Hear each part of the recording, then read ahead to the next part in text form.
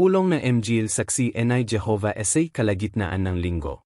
Para Essay Linggo na Mayo 11 tandang bawas 17, 2026. MGL Kayamanan mula Essay Salita ng Diyos. Tema, Bumayo Kilil, o Babay, Magsilang ng Liwanag. Tema, Bumangon Kilil, o Babay, Magsilang ng Liwanag. Mahal kong mga kapatid, isipin ang isang lugar na dating puno ng buhay, puno ng pagsamba, puno ng kagalakan. Ngunit pagkatapos ay naging madilim, tahimik at sira. Ngayon, isipin ang parehong lugar na iyon na muling nabubuhay, muling sumisikat, at nagbibigay ng pag-asa sa iba. Iyan ang magandang larawan na ating tatalakayin ngayon. Bumaling tayo sa ating unang mahalagang kasulatan, ang Isaias 60, 1, 2. Pakibuksan ang iyong Biblia at sandan ito. Sinasabi nito, bumangon ka, o babae, magsilang ng liwanag, sapagkat ang iyong liwanag ay dumating na. Ang kaluwalhatian ni Jehovah ay sumisikat sa iyo. Sapagkat narito, ang kadiliman ay tatakpan ng lupa at ang makapal na dilim ay ang makabansa. Ngunit sa iyo ay sisikat si Jehovah, at sa iyo ay makikita ang kanyang kaluwalhatian. Tunay na makapangyarihan at nakapagpapatibay na kasulatan. Dito, si Jehovah ay nakikipag-usap sa isang babay. Ang babaeng ito ay kumakatawan sa Jerusalem noong sinaunang panahon. Ngunit pansinin ang sinabi ni Jehovah na gawin niya. Sinabi niya, bumangon ka, magbigay ng liwanag. Bakit? Dahil ang kaluwalhatian ni Jehovah ay sumisikat sa kanya. Isipin ang kahulugan nito. Noong unang panahon, ang Jerusalem ay nawasak. Ang mga tao ay dinalang tapon sa Babylonia sa loob ng 70 taon. Tila nawala ang lahat. Ngunit pagkatapos bumagsak ang Babylonia, pinayagan ni Jehovah ang kanyang bayan na bumalik. Itinayo nila muli ang templo. Ibinalik nila ang tunay na pagsamba, at muli, ang kaluwalhatian ni Jehovah ay nagsimulang sumikat sa kanila. Kaya ang Jerusalem ay bumangon at nagbigay ng liwanag nang may balik ang tunay na pagsamba. At bilang resulta, nakita ng ibang mga bansa ang liwanag na iyon. Anong aral ang matututuhan natin mula rito? Kahit na tila madilim ang mga bagay-bagay, kayang ibalik ni Jehovah ang kanyang bayan at pasilangin silang muli. Walang sitwasyon na hindi niya kayang ayusin. Gayunpaman, alam natin na ang propesyang ito ay hindi ganap na natupad sa sinaunang Jerusalem. Bakit hindi? Dahil sa paglipas ng panahon, marami sa mga tao ang tumigil sa pagsunod kay Jehovah. Kalaunan, tinanggihan pa nila ang Mesyas, si Jesu Kristo. At noong taong 70 CE, muling winasak ang Jerusalem. Kaya may tatanong natin, mayroon bang mas malaking katuparan ang propesyang ito? Mayroon. At dinadala tayo nito sa ating susunod na mahalagang teksto. Pakibasa ang Galatia 4:26. Sinasabi nito, ngunit ang Jerusalem sa itaas ay malaya, at siya ang ating ina. Ngayon, napakahalaga nito. Dito, binabanggit ng Biblia ang tungkol sa Jerusalem sa itaas. Hindi ito isang pisikal na lungsod. Ito ay isang simbolikong babay. Kinakatawan nito ang makalangit na bahagi ng organisasyon ni Jehovah. Kabilang sa Jerusalem sa itaas, na ito ang tapat na mga espiritong nilalang sa langit. At kabilang sa kanyang mga anak si Jesu Kristo at ang mga pinahirang Kristiyano na may makalangit na pag-asa. Kaya paano ito nauugnay sa hula ni Isaias? Bueno, tulad ng sinaunang Jerusalem na kinailangang bumangon at sumikat, ang mga pinahirang Kristiyano ay nagkaroon din ng panahon na kailangan nilang bumangon. Sa loob na maraming siglo, ang tunay na pagsamba ay natabunan ng mga maling turo. Para itong nasa kadiliman. Inilalarawan ito ng Biblia bilang pagkabihag sa Babyloniang dakila, ang pandaigdig na imperyo ng huwad na relihiyon. Ngunit may nangyaring kahanga-hanga. Noong panahong kilala bilang katapusan ng sistema ng mga bagay, kumilos si Jehovah. Noong 1919, ang mga pinahirang Kristiyano ay naibalik sa spiritual. Sila ay pinalaya at sinimulan nilang magbigay ng liwanag. Paano nila ginawa ito? Sa pamamagitan ng pangangaral na mabuting balita at pagtuturo ng katotohanan mula sa Biblia. Simula noon, ang mga tao mula sa buong mundo ay naakit sa liwanag na ito. Isipin mo, sa ngayon, nakikinabang tayo sa liwanag na iyon. Nakilala natin si Jehovah, naunawaan natin ang kanyang mga layunin, at nasisiyahan sa tunay na pagsamba. Iyan ay bahagi ng katuparan ng hulang ito. Ngunit mayroon pang higit pa sa hinaharap. Sa hinaharap, tatapusin ng mga pinahirang Kristiyano ang kanilang landas sa lupa at magiging bahagi ng tinatawag ng Biblia na Bagong Jerusalem. Ang makalangit na pamahalaang ito sa ilalim ni Jesucristo, ay magdadala ng mga pagpapala sa buong sangkatauhan. Sa panahong yon, ang liwanag ay sisikat ng mas maliwanag. Ang mga tao mula sa lahat ng bansa ay lalakad sa liwanag na yon. At ano ang magiging resulta? Sinasabi sa atin ng Biblia na ang sakit, kamatayan, at pagdurusa ay alisin. Ang mga tao ay palalayain mula sa kasalanan at kamatayan. Kaya nang sabihin ni Jehovah, bumangon ka, magsindi ka ng liwanag, hindi lamang ito tungkol sa nakaraan. Ito ay isang bagay na nagpapatuloy ngayon at mararating ang ganap na katuparan nito sa hinaharap. Ngayon, ilapit natin ito sa ating sarili. Bagamat ang propesyang ito ay tumutukoy sa isang simbolikong babae, may mahalagang aral para sa bawat isa sa atin. Ang bayan ni Jehovah ngayon ay inaasahan ding magbanag ng kanyang liwanag. Nabubuhay tayo sa isang mundong puno ng kadiliman, kalituhan, takot, at kawalan ng direksyon. Ngunit ibinigay sa atin ni Jehovah ang katotohanan. Hinayaan niyang sumikat sa atin ang kanyang liwanag. Kaya ano ang dapat nating gawin? Tulad ng babay sa propesya ni Isaias, kailangan nating bumangon. Nangangahulugan ito na hindi tayo dapat manatiling pasibo. Hindi natin dapat itago ang liwanag na ating natanggap. Sa halip, dapat natin itong hayaang sumikat sa paraan ng ating pamumuhay, sa paraan ng ating pagsasalita, at sa paraan ng ating pakikitungo sa iba. Kapag ibinabahagi natin ang mabuting balita sa iba, kapag namumuhay tayo ayon sa mga prinsipyo ng Biblia, at kapag nagpapakita tayo ng pag-ibig at kabaitan, nakakatulong tayo sa pagpapalaganap ng liwanag na iyon. At may isang bagay na lubos na nakapagpapatibay loob na dapat tandaan. Ang liwanag ay hindi nagmumula sa atin. Ito ay nagmumula sa Jehovah. Hanggat nananatili tayong malapit sa Kanya, ang Kanyang kaluwalhatian ay patuloy na sisikat sa atin. Kaya habang tinatahak natin ang linggong ito, makabubiting tanungin ang ating sarili, hinahayaan ko bang sumikat ang liwanag ni Jehovah sa aking buhay?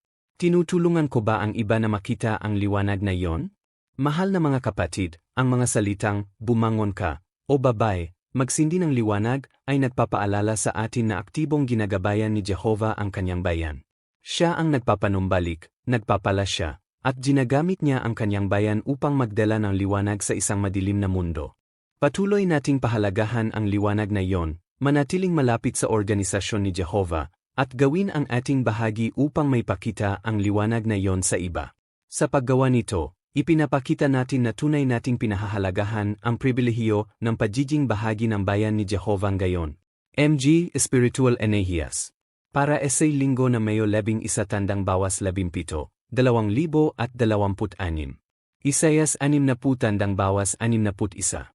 Tanong 1. Isaias 61. Paano tinupad ni Jesus ang propesyang ito? Ipinapakita ng Isaias 61. Isa na ang lingkod ni Jehovah ay isusugo upang magdala ng mabuting balita at kalayaan sa mga inaapi.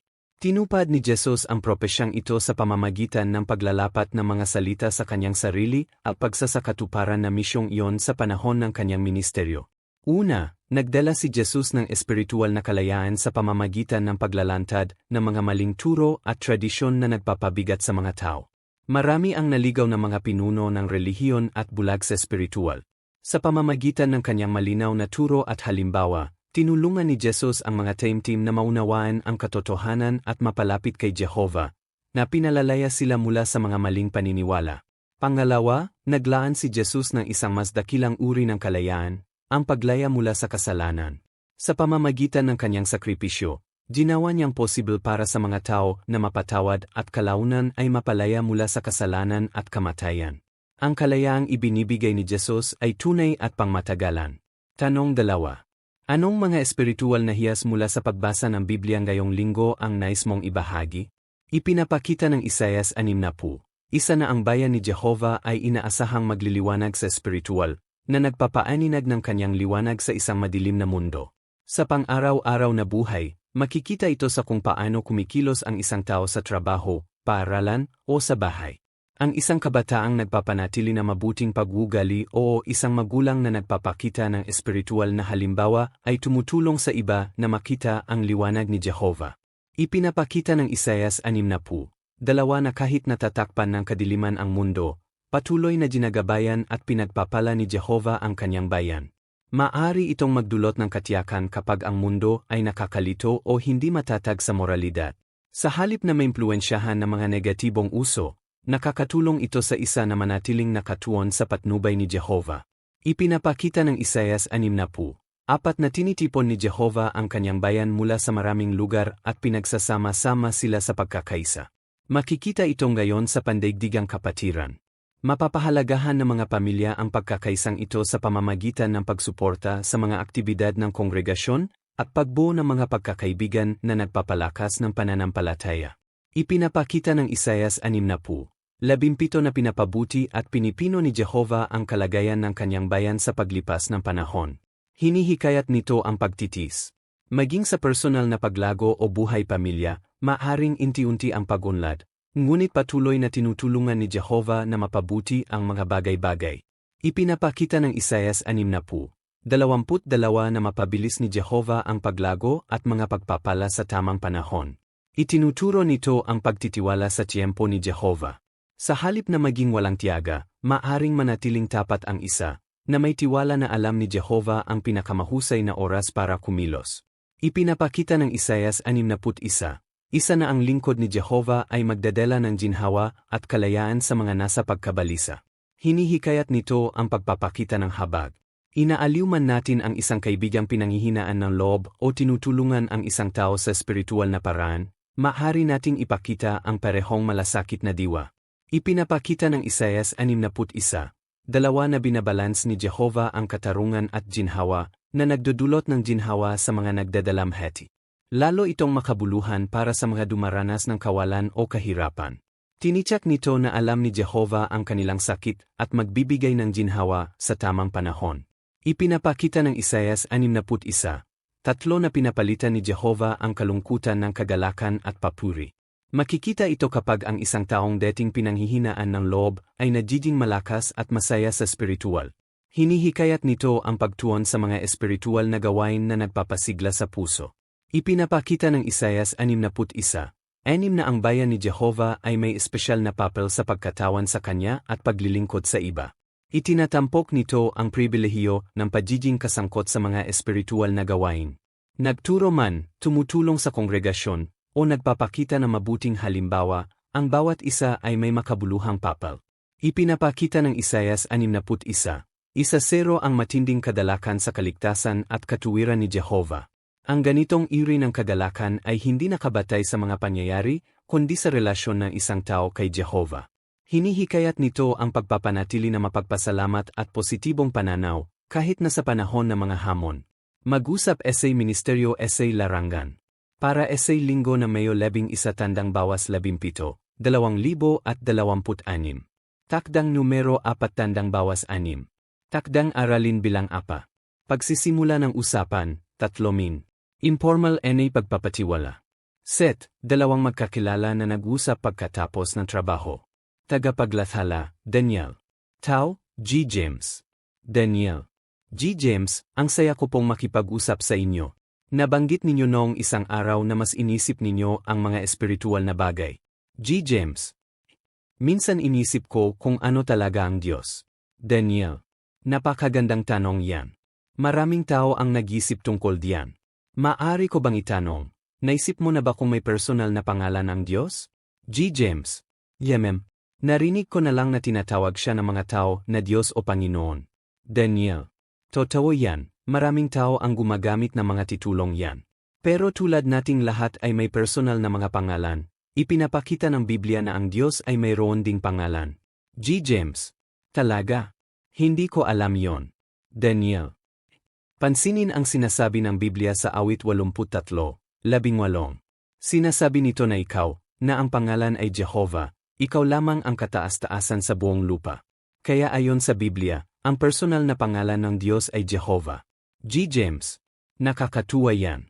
Hindi ko pa talaga narinig yan noon. Daniel. Maraming tao ang hindi pa, ngunit matatagpuan ito sa buong Biblia. Ang pagkaalam sa pangalan ng Diyos ay tumutulong sa atin na makita siya bilang isang tunay na persona, hindi lamang isang malayong puwersa. Ano sa palagay mo, ang pagkaalam ba ng pangalan ng isang tao ay nakakatulong sa iyo na maging mas malapit sa kanila? G. James. Ginagawa nitong mas personal ito. Daniel. Tama. Sa perehong paraan, Kapag natututo at ginagamit natin ang pangalan ng Diyos, makakatulong ito sa atin na maging mas malapit sa Kanya at mas maunawaan siya. G. James. May katuturan yan. Daniel. Kung nais mo, sa ibang pagkakataon natin maaring tingnan ang sinasabi ng Biblia tungkol sa mga katangian ng Diyos at kung paano makakatulong sa atin ang pagkilala sa Kanya sa pang-araw-araw na buhay. G. James. Gusto ko yon. Daniel. Magaling. Natutuwa akong nagkaroon tayo ng ganitong pag-usap. Takdang aralin bilang 5. Pagsubaybay, 4. Informal na pagpapatiwala, pag-aliw sa isang nawalan na mahal sa buhay. Sentro, sa labas ng isang tindahan, muling pagkikita pagkatapos na nakarang pag-usap. Tagapaglathala, Precious. Tao, G. Ed. Precious. Magandang hapon, G. Ed. Masaya akong makita kang muli. Noong huling beses na nag-usap tayo, nabanggit mo na kamakailan lang ay nawalan ka ng isang taong napakalapit sa iyo. Kumusta ka na ba? G. Ed. Sa totoo lang, hindi ito naging madali. May mga araw na mas mabuti kaysa sa iba, ngunit madalas ko pa rin siyang inisip. Precious. Naiintindihan naman yan. Ang pagkawala ng isang taong mahal natin ay maaring maging napakasakit. Hindi ito isang bagay na mabilis mong nakakalimutan. Huminto, hinahayaan siyang ipahayag ang kanyang sarili. G. Ed. Minsan naisip ko lang, nasaan na siyang gayon? Nagdurusa ba siya? Hindi ko lang alam kung ano ang paniniwalaan. Precious. Totoong-totoo ang mga tanong na iyan. Maraming tao ang nagtatanong ng parehong bagay. Ang personal kong nabigyang ginhawa ay ang sinasabi ng Biblia tungkol sa kamatayan. Hindi ito nagmumula sa mga ideya ng tao. Ito ay nagmumula sa salita ng Diyos, at talagang naantig nito ang puso. Gusto mo bang makakita ng isang simpleng kaisipan mula sa Biblia? G. Ed. Gusto ko. Precious. Pansinin ito sa Ecclesiastes 5. Sinasabi nito na ang mga patay ay walang anumang nalalaman. Ipinapakita nito na ang ating mga mahal sa buhay na namatay ay hindi nagdurusa o nasasaktan. Sila ay nagpapahinga, tulad ng isang mahimbing na pagtulog. G. Ed. Kaya hindi siya nagdurusa. Precious. Hindi siya nagdurusa. Madalas inihahambing ng Biblia ang kamatayan sa pagtulog, na nangangahulugang walang kamalayan o sakit. Maraming tao ang nakakaramdam nito ng lubos na kapanatagan. Mahinahong himinto. At may isa pang nakapagpapatibay na kaisipan. Mula sa aklat ng Juan 5:28,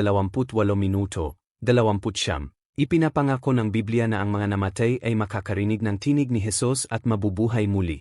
Iyan ang tinatawag na pagkabuhay muli. G. Ed. Ibig mong sabihin ay may pag-asa pa bang makita siyang muli? Precious. Iyan ang pag-asa na ibinibigay ng Biblia. Ito ay isang tunay na pangako mula sa Diyos. Kaya naman maraming tao ang nakakahanap ng kaaliwan sa kasulatan. Binibigyan tayo nito ng matibay na pundasyon, hindi lamang mga ideya, kundi katotohanan mula sa Diyos. G. Ed. Talagang nagbibigay yon sa akin ng kaunting kapayapaan. Precious. Natutuwa akong marinig yan. Kung nais mo, sa ibang pagkakataon ay maaari nating tingnan ang sinasabi ng Biblia tungkol sa kung saan magaganap ang pagkabuhay muli na yon at kung ano ang magiging buhay sa panahong yon. G. Ed. Gusto ko yan. Precious. Sej. Maaari tayong mag-usap muli sa lalong madaling panahon. Paano inilalapat ng demosyong ito ang tagibilin? Nagpakita ang tagapaglathala ng tunay na empatya at nakinig ng mabiti. Malinaw na iniharap ang Biblia bilang pinagmumulan ng kaaliwan at katotohanan. Ginamit ang mga kasulatan upang maantig ang puso at mapalakas ang pananampalataya. Ang tono ay banayad, magalang, at nakapagpapatibay. Ang pag-usap ay nagbukas ng daan para sa karagdagang talakayan.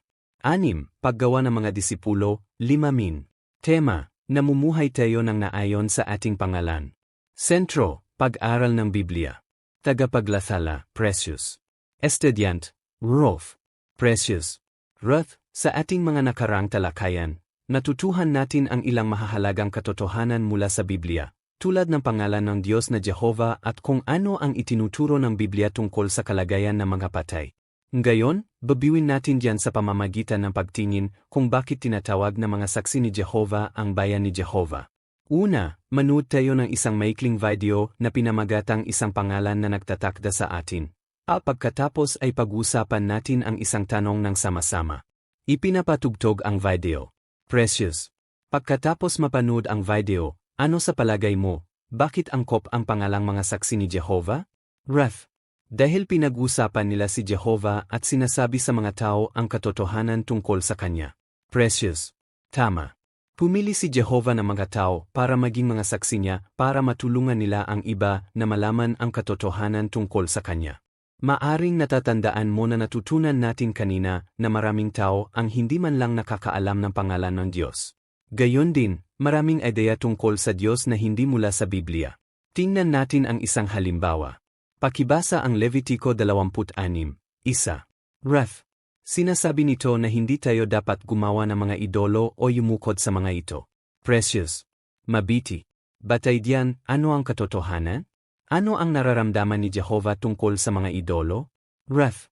Ayaw niyang gamitin ito ng mga tao sa pagsamba. Precious. Tama. Ngunit ang ilang relihiyon ay nagtuturo sa mga tao na gumamit ng mga imahen. Kaya tinutulungan ng mga saksi ni Jehovah ang iba na maunawaan kung ano talaga ang itinuturo ng Biblia. Isaalang-alang natin ang isa pa halimbawa. Pakibasa ang Juan 20:17. Ref. Sinabi ni Jesus na pupunta siya sa kanyang Ama at sa kanyang Diyos. Precious. Kaya batay diyan, ano ang katotohanan? Isa lang ba ang Diyos at si Jesus? Ref. Hindi sila magkapareho. Precious. Tama. Ipinakita mismo ni Jesus na hiwalay siya sa kanyang Ama. Kaya kapag itinuturo ng mga saksi ni Jehovah ang mga katotohanan ito, tinutulungan nila ang mga tao na makilala ng tama si Jehovah at ang kanyang anak. Ngayon, hayaan mong tanungin kita, ano ang nararamdaman mo na malaman na may mga tao si Jehovah na nagbabahagi ng katotohanan tungkol sa kanya at kay Jesus? Ref. Masarap sa pakiramdam. Masarap malaman ang katotohanan at hindi malito. Precious. Magandang paraan iyan para sabihin ito. Ang pagkaalam ng katotohanan ay nakakatulong sa atin na maging malapit kay Jehovah at nagpapatibay ng ating tiwala sa ating pinaniniwalaan. Sa susunod, maaari nating tingnan kung paano natin personal na may babahagi ang mga katotohanan ito sa iba sa isang simpleng paraan. Paano inilalapat ng demosyong ito ang tagibilin? Inyugnay ng tagapaglathala ang aralin sa natutunan na ng estudyante. Lihinikayat ang estudyante na sumagot sa mga tanong at mga tuwiran mula sa Biblia. Ginamit ang mga kasulatan upang itama ang mga karaniwang hindi pagkakaunawaan. Nanatiling simple, malinaw, at nakapokus ang talakayan. Natulungan ang estudyante na ipahayag ang personal na damdamin tungkol sa katotohanan. Pag-aral ng Biblia ng Kongregasyon. Para Essay Linggo na Mayo 11 17, 2026. MGL Aralin 84 85. MGL Aralin 84. Naglakad si Jesus sa tubig. Tanong 1. Bakit nagsimulang lumubog si Pedro? Sagot. Nagsimulang lumubog si Pedro dahil inalis niya ang kanyang atensyon kay Jesus at natakot sa bagyo. Sa halip na panatilihin ang matibay na pananampalataya, nagtuon siya sa hangin at mga alon, at nagsimulang lumago ang pagdududa sa kanyang puso. Kaya naman tinanong siya ni Jesus, bakit ka nagsimulang magduda? Nasaan ang iyong pananampalataya? Tanong 2. Ano ang natutunan ng mga apostol mula kay Jesus? Sagot. Natutunan ng mga apostol na si Jesus ay tunay na anak ng Diyos at may kapangyarihan siya sa kalikasan, kabilang ang hangin at dagat. Natutunan din nila na kung lubos silang magtitiwala kay Jesus, hindi sila kailangang matakot, kahit na sa mga nakakatakot na sitwasyon. Tanong 3. Ano ang itinuturo sa atin ng salaysay na ito tungkol kay Jehovah? Sagot. Itinuturo ng salaysay na ito na binigyan ni Jehovah si Jesus ng dakilang kapangyarihan at autoridad, kahit na sa mga puwersa ng kalikasan. Ipinapakita rin nito na nais ni Jehovah na ang kanyang mga lingkod ay magkaroon ng matibay na pananampalataya at umasa sa kanyang hinirang, si Jesus. Tanong 4. Anong mga praktikal na aral ang matututuhan natin? Sagot. Ang isang mahalagang aral ay ang kahalagahan ng pagpapanatili na matibay na pananampalataya, lalo na sa mga mahihirap na sitwasyon. Kapag may lumitaw na takot o problema, ang labis na pagtutuon sa mga ito ay maaring magpahina ng pananampalataya. Sa halip, ang pananatiling nakatuon kay Jehovah at pagtitiwala sa kanyang tulong ay maaring magbigay ng lakas at katatagan. Tanong 5. Paano natin ito magagamit sa pamilya, kongregasyon, at ministeryo sa larangan? Sagot. Sa pamilya, matutulungan ng mga magulang ang mga anak na matutong magtiwala kay Jehovah sa panahon ng mga hamon at hindi madaig ng takot. Sa kongregasyon, maaaring magbigay ng paghihikayat sa isa't isa upang manatiling matatag sa pananampalataya sa panahon ng mga pagsubok. Sa ministeryo sa larangan, maaaring gamitin ang salaysay na ito upang matulungan ang iba na makita na ang pananampalataya kay Jehovah at kay Jesus ay nagdudulot ng lakas ng loob at kapayapaan, kahit sa mga unos ng buhay. MGL Aralin 85, nagpagaling si Jesus sa araw ng Sabat. Tanong 1. Paano tinulungan ni Jesus ang bulag? Sagot. Tinulungan ni Jesus ang bulag sa pamamagitan ng paggamit ng kanyang kapangyarihan upang pagalingin ito. Gumawa siya ng pitik gamit ang laway at lupa, inilagay ito sa mga mata ng lalaki, at sinabihan siyang maghugas sa tangke ng Siloam. Nang sumunod ang lalaki, nakakita siya sa unang pagkakataon sa kanyang buhay. Kalaunan, tinulungan din siya ni Jesus sa espiritual sa pamamagitan ng muling paghahanap sa kanya at pagtulong sa kanya na maunawaan kung sino ang Mesyas, upang magkaroon siya ng pananampalataya. Tanong 2. Bakit kinapuutan ng mga Pariseo si Jesus? Sagot. Kinapuutan ng mga Pariseo si Jesus dahil gumawa siya ng mabubiting bagay sa araw ng Sabat, na pinaniniwalaan nilang mali. Tumanggi silang tanggapin na ang kanyang kapangyarihan ay nagmula sa Diyos. Sa halip na maging masaya na gumaling ang lalaki, nagtuon sila sa kanilang mga patakaran at nagalit. Ang kanilang pagmamataas at kawalan ng pananampalataya ang nagtulak sa kanila na sumalungat kay Jesus at minura pa nga ang lalaking pinagaling. Tanong 3. Ano ang itinuturo sa atin ng salaysay na ito tungkol kay Jehovah?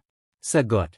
Itinuturo ng salaysay na ito na si Jehovah ay mabait at mahabagin. Nagmamalasakit siya sa mga taong nagdurusa at ginagamit ang kanyang kapangyarihan upang tulungan sila.